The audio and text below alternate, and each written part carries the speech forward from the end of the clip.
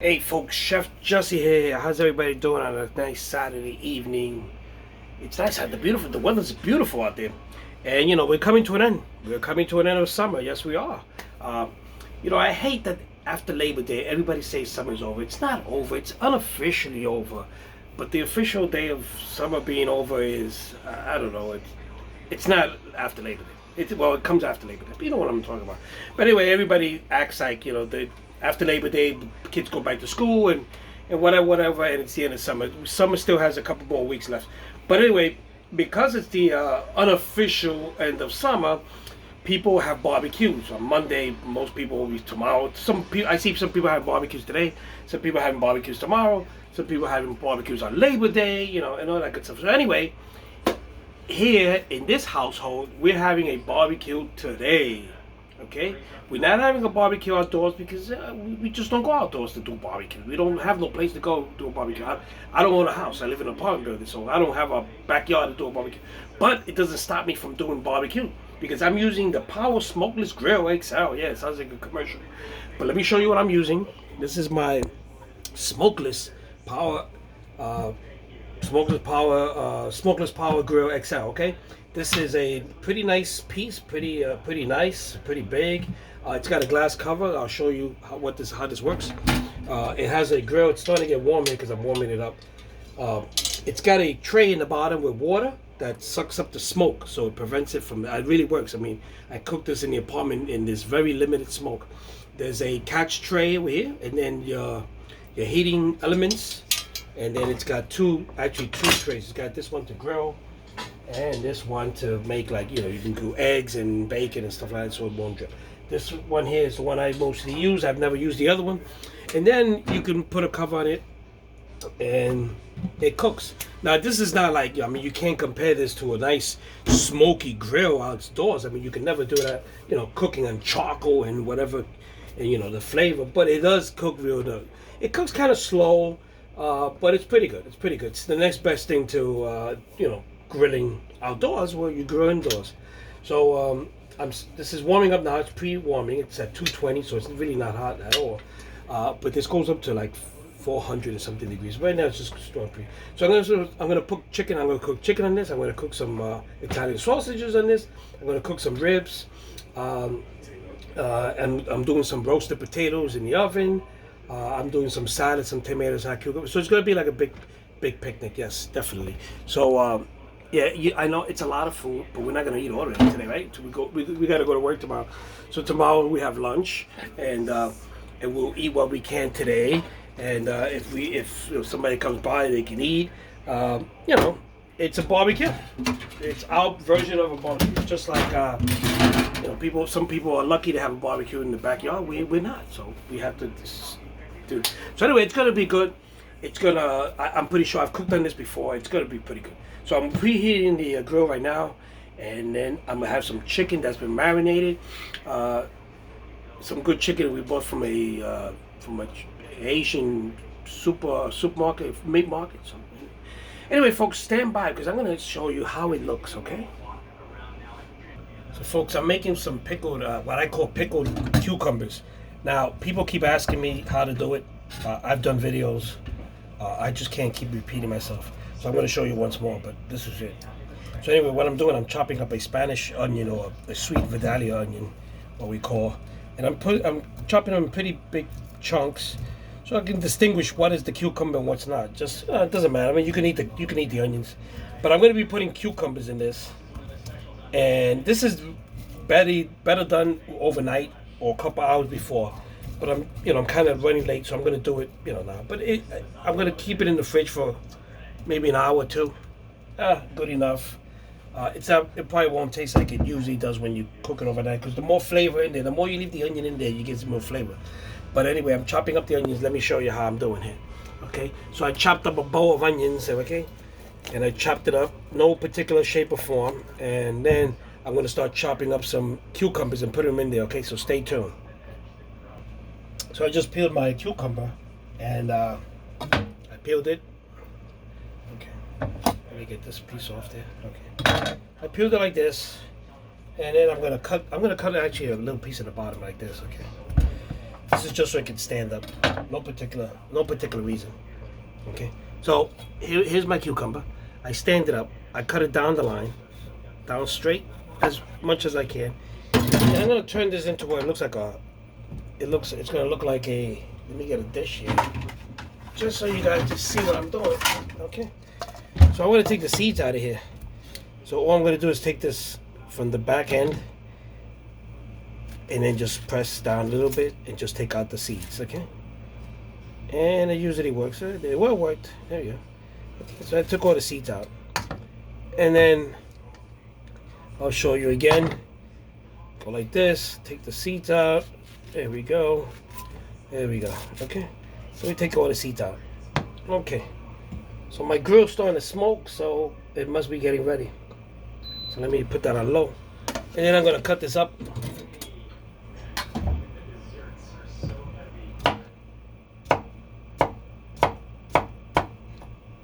Okay, I don't have too much counter space here, folks, so I'll do the best I can. Then I'm going to put the cucumbers in the bowl with the onions, okay? Alright, let's get rid of this. Okay. So,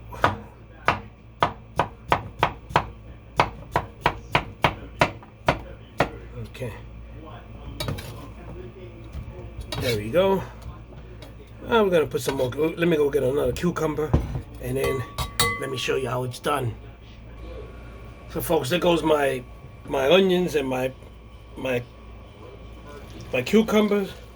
I'm gonna fill this up with water, some cold water, almost to the top, I guess, more or less. Okay, just a little bit more. Okay, there you go. Just want this thing to be submerged, okay? And in here, I am going to put some olive oil. I'm not measuring the olive oil on tablespoon, maybe 2, maybe 3. You know, just enough, more or less. There you go. Just more or less so it starts to mix in with the water. Okay. There it goes. Okay. So I would say about 3 tablespoons of olive oil. Then I'm going to put some white vinegar, a capful. Let's see, a capful of white vinegar. You know, vinegar is pretty strong, so you know you don't need much. Okay, just to mix it in there. Okay, you can smell the vinegar. Oh my God. Okay, so that's white vinegar. I'm gonna put some salt. Put some salt in here. I'm gonna put about. Let's measure this time. 1 tablespoon of salt, 2 tablespoons, 2 tablespoons of salt. I'm gonna mix that up in there. And you can taste it to see if it's okay. And like I said, this is better done if you cook it. You know, if you make it, prepare it a night before. It really marinates in there. So I'm gonna put on top of that salt. I'm gonna put 2 tablespoons equal of sugar. Okay. We'll maybe do another little, so about 3 tablespoons of sugar. Okay. I'm gonna mix that up, okay? I'm gonna do some garlic powder as well. So I'm gonna do some garlic powder. Okay, like I like mixing this. Okay, so I'm gonna put a tablespoon of garlic powder. There you go. Okay. Mix that up. Mix it up good so that everything dissolves in there.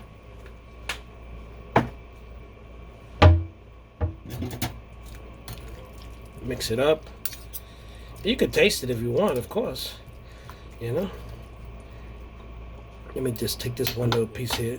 It's not gonna taste much because. Okay. You can put a little more salt. Might do another tablespoon of salt. Okay.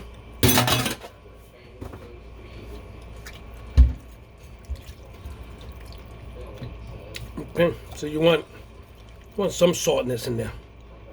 The cucumber. Special. Delicious. So you prepare this the night before, put it in the fridge, and the next day is delicious. this in the fridge. And then stay tuned for the rest. I'm gonna do my tomato salad. I don't know, like again, a lot of you have seen this, a lot of you have not. Just in case you haven't seen it, or you don't see it, you don't watch it, or you want to see it again, I don't know. So I'm gonna average size tomato, I washed it out, and let me show you now how we do it. You're gonna dice this, okay? No particular form, we're just gonna dice it, okay? And when I say dice it, I don't know, I'm not measuring. Just like this. You know, I don't know, 1/4 inch, give or take. I like to use a tomato that's not that ripened so that it won't be mushy. So, you know, this one is perfect. This one is not too mushy, not too, you know, not too soft, not too hard. I'm going to cut it down like this, okay? Now, what I'm going to be doing with this, I'm going to be cutting like this, down the line, about 5 lines. 1, 2, and 3, okay? So, see? Cubed. That's what I call it, cubed. So we go 1, we go 2, we go 3, we go 4, then we turn this whole thing around. And we go 1 again, we go 2, we go 3, okay, there you go. Again, no particular size or, okay. There we go again, okay. There we go, we keep on doing that, okay. So folks, I've chopped up my tomatoes. Now I'm going to chop up my cilantro, okay. And again, no particular, I'm just going to try to chop this as fine as possible. Use fresh cilantro. I mean, it smells so good. Okay. And I'm chopping up the stems and everything. It doesn't matter. There's a lot of flavor in the stems, so it doesn't matter. Okay. That's it. All the stem. Look at that. Okay. So, and just take these big stems out, and then continue to chop up your cilantro. Okay. And you can chop it up. You know, chop it up as much as you want. See the big stems, I take them off, okay? So I chop up this, I mean, I love to smell fresh cilantro. If you were here, you could smell this. I don't know if you use cilantro or not, but you know what it smells like. Fresh cilantro, make sure it's fresh, okay? Make sure it's not dried up or anything. Make sure you get it from a nice, reputable supermarket or market where you get fresh herbs and spices, okay? There you go. Just watch yourself, you don't want fingers in there. And there you go, okay? And just continue to chop up as much as you can. Oh man, it smells delicious. Delicious, okay? And in this, I'm gonna put this into my tomatoes, okay? This cutting board is washed every night, folks. It's washed numerous times during the day. And then when I find it at the night, I wash it with bleach. And I wash it with bleach. So this cutting board is safe. Okay, so now I got that in there. Now I'm gonna add some olive oil. Okay, we're gonna add some olive oil here. We're gonna do one. Let's see, we're gonna do one. And we're gonna do 2. And we're gonna mix, okay? So that looks good, right? And we're gonna mix this thoroughly in here, and we're gonna do some garlic. If I find the garlic, I'll get it to you. Okay, here we go. So we're gonna mix that up. Let me get another spoon. I don't like to. Okay, so I'm doing about almost a full tablespoon of garlic, and that's chopped up garlic there. And then I'm gonna mix it up, okay? There you go. This thing's alive, I don't know. Now this is also, you put it in the fridge and cool it off. And then I'm gonna put some sea salt. I have some pink Himalayan sea salt. Yeah. I'm just gonna give it a couple whisk. This thing's almost empty, so it's not that I'm putting up a lot of salt, it's just that it's really not doing that much.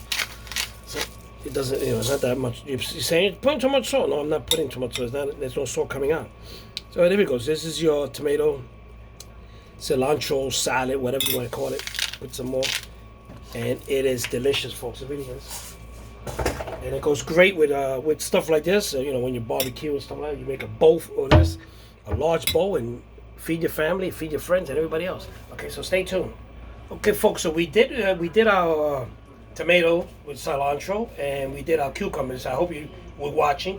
And now we're going to start putting the meat on the grill and start grilling, and then that will be the end of this part of the video because it's going to be a long video. So I'm going to do 2 parts. So I'm going to show you how I start off my meat, and then we'll continue with another video. So stay tuned.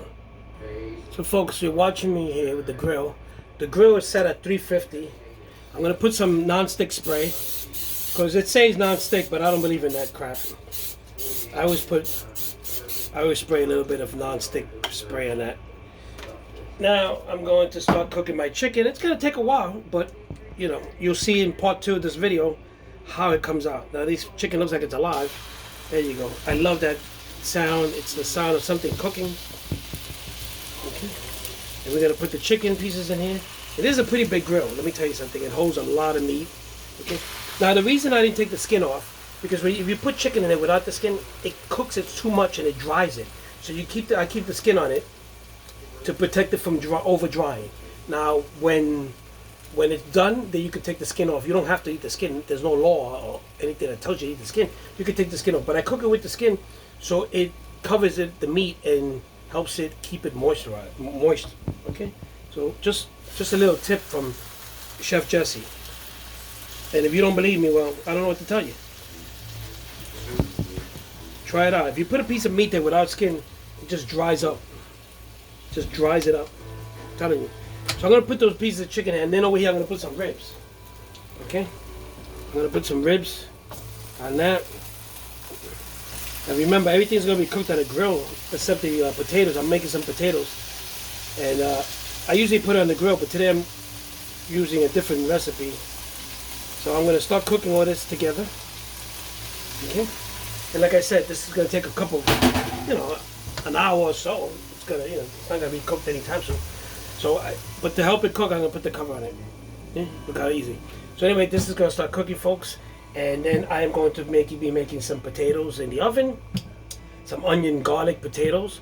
And I'm going to be grilling some corn on the cob, but when it frees up, when it frees up space in it. This is going to cook, I'm setting it at 400. And it's 6:12, so I don't know, in about an hour, about an hour, a little bit more than an hour, we'll be eating. So this is gonna be like, a 2-part video because I don't want to take it so long. So we're gonna start cooking. So you saw how I started cooking, and now I'm going to sign off for part 1. We're gonna come back and I'm gonna show you how we're doing and the rest of the food. And you're going to love it, and I see you guys in a little bit. Okay, watch the video.